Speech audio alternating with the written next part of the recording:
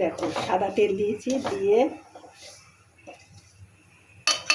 এগুলো ভেজে নিয়েছি, নিয়ে এর মধ্যে কাজু আর কিশমিশ দিয়ে দিলাম, দিয়ে একটু নেড়ে ফেড়ে নেবো।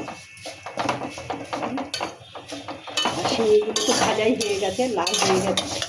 এবারে এর মধ্যে একটু জল দিয়ে দেবো, দুধটা সবার শেষে দেবো। এটা সিদ্ধ হওয়ার ব্যাপার আছে, একটু সিদ্ধ হোক।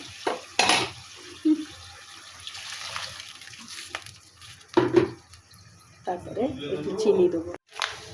এ দেখো বন্ধুরা, দেখো দুধ ছাড়া শুকনো, একদম শুকনো শুকনো হয়ে গেছে। এটা একদম কারোর সঙ্গে কারোর গায়ে লাগবে না। দেখো ভাজাটা ভালো হতে হবে, আর জলটা মাপে দিলে খুব সুন্দর হয়। গ্যাস অফ করে দিয়েছি, আমার এটা রেডি হয়ে গেছে।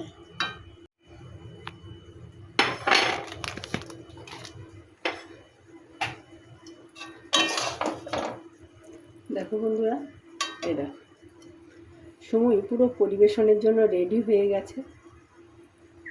দেখো